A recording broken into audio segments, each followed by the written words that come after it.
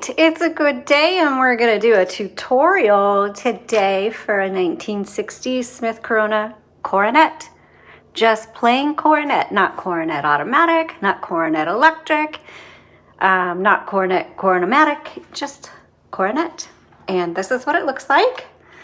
Normally they're like blue or something like that, but we have repainted this one, so this is not a normal color. We just repainted it, and my husband did a great job. But this is what the front looks like. It's very plain. There are some other models that have, like even the Electra sometimes has a really plain front like this. I'm trying to think what others do, but just real basic. It just doesn't get any more basic than this and how it looks. But I'm going to go through the tutorial so you can see how to operate it. And most of these Smith Coronas from the 60s and 70s, no matter which electric version it is, really they operate the same way. There's just minor differences to them. And honestly, if you were to have me tell you, I wouldn't be able to tell you. Some have like a little half space, some have a power space, some have their tab sets, like this one actually doesn't have, oh, here's the tab on this one. Sometimes the tabs are elsewhere, but for the most part, they're the same typewriter. But let's go over it anyway. So here you go. Here's your paper holder. Keeps the paper from flopping down. Your margins, press and drag, because it's not a computer. You have to set everything manually. Now this is an electric, so you have to plug it into the wall. But then it has a manual return, okay? This is a paper release. I'll show you that in a moment. And then to move the carriage, you have carriage release. Bleh. Let's try that again. Carriage release levers right here, either side behind the handles. Doesn't matter, just pull it in and there you go. Now, one common thing about these typewriters from the 60s and 70s by Smith Corona, these are made out of plastic. It is really common for these to be broken off. And so you may have a typewriter where one or both of these are missing, and there are ways to just, there'll be a little metal piece sticking up. You just need something to leverage, hence the term lever, pulling that metal piece forward. Okay, I'm going to load a piece of paper. So to load paper, goes right against this ruler looking thing right here. Set it there, turn the handle. Now make sure that paper goes underneath your metal bar like that. Okay, you also, which I never use mine, but right here is a paper guide, and you can slide it like if you're doing a postcard or an envelope. It just helps you kind of load things a little more even. However you want to use that. Now, let's say you loaded your paper and it was really crooked. Well, then that's where this paper release comes in handy. So you just release that and it releases the tension and you can adjust it. And then also when you're done typing, you release that and then you pull your paper out. Make sure to re-engage it for typing or loading paper. So let's reload that paper again. So for it to advance properly, that paper release has to be engaged. Okay, on the left side, you'll see 1, 2, 3. That is for your return handle. It will advance 1 line, 2 lines, or 3 lines, depending on what you want. Now the left side, if you put your finger right here, there we go. A button, not really a button, what do you call that, pin? But you can pull it out, and what that is, that kind of releases your roller, and I like to use that in case, let's say I've already got some typing on the paper, or I've got lines and it needs to line up just perfectly. I use that for, but again, like your paper release, push that back in so that re-engages. Now I notice my paper is crooked still, so let me try to fix that. Oh. Sometimes it's better to leave it because you just make it worse. We're just gonna leave that. Okay. That being said, when you turn the handle, you'll hear it click. That's clicking every half of a line. When this is pulled out, there's no clicking. But you really need to re-engage that before you start typing. Okay. We're gonna move this carriage to the left because I'm gonna open up this top, and I'm not gonna open this top unless my handle is clear from the top, because if I don't, then it's gonna scratch because this handle is gonna be in the way. And so a lot of typewriters, you'll notice, have scratches right here, and that's always from your handle, or their scratches are going across because they've opened the cover and then they're trying to move the carriage and it just scratches all the way across. So either way, move your carriage to the left before you open up the top, and inside you're gonna see your spool area. This takes a universal ribbon, and a universal ribbon is a 2-inch spool with a 1/2-inch ribbon. They're just super easy to pop in, pop out.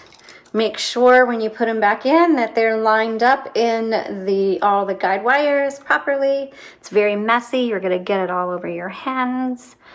So don't wear nice clothes or touch anything until you wash your hands.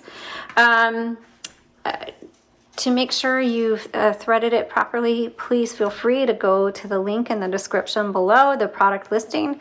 There's photos on there, and I have an up-close photo of this area. Use that as a reference. Now, when you get to the end of the spool, the manual reversal to reverse the direction of that ribbon is right here. It says rev, and so let's see, what direction is it? It's going this direction right now. Switch it, and now it'll go this direction. It should. Not all of them like to play nice, but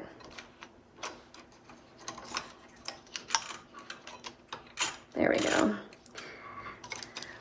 I mean, technically I shouldn't be doing this manually, but you can feel which way these are going.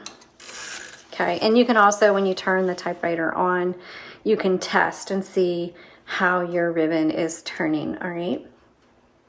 Now, just so you know that we do put all of our typewriters, we do put fresh ribbon in our typewriters, and but you may see some typing on it. That's because we put fresh ribbon in and then we do our typing demos, and so it'll look like it's been typed on.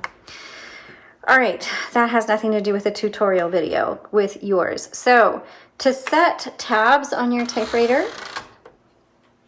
here's your power switch. I'm going to turn it on. And that one doesn't have anything set. So, and see, I'm getting ink. Oh, look, I got ink on me. So we're going to go right here, hit set. Oops. And this one may not hit. That is one other thing that's really common on these typewriters. Okay, so the tab isn't working. The tabs don't work. Really common on these electric typewriters.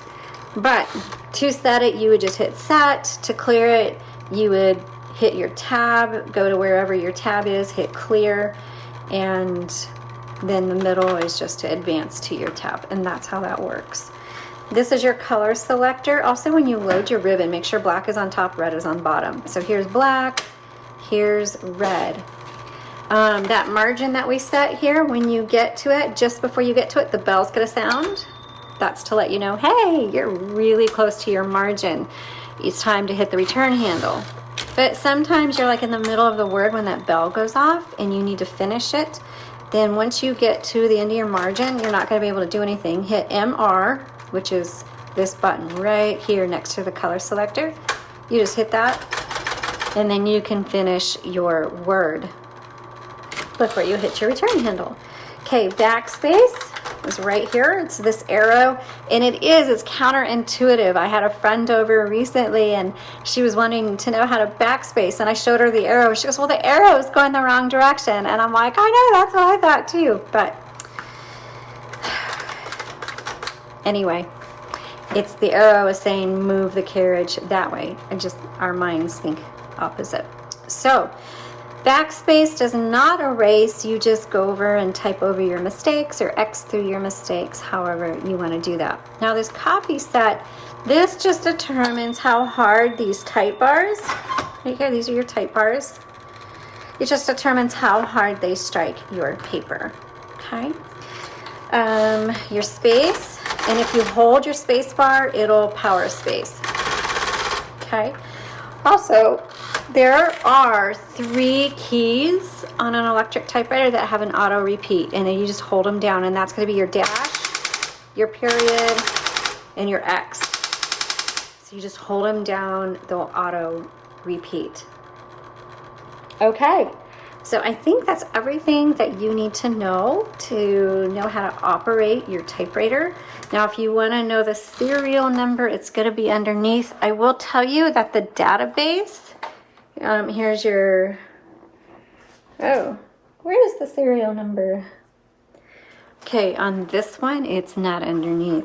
So I suspect it's going to be, so your serial number typically is going to be either under your carriage, which I don't see, or it's going to be stamped in here somewhere. So I don't know where the serial number is on this. It looks like it needs some deep cleaning still. But usually the electrics have the serial number underneath the typewriter. So you may just get a flashlight and hunt around for it. Sorry, I wasn't prepared. I assumed it was going to be on the bottom, and it's not. Anyway, I hope you found this helpful. If you still have some questions, I would just look at any of the videos we have from Smith Corona from the 60s and 70s. Really, they operate almost exactly the same. And so I would just watch several of those because each one has something a little bit different in it, and you can learn a lot. Okay, you all have an amazing day. Thanks so much for watching. We sure appreciate all of you who follow us, and we sure hope you have a blessed and happy day.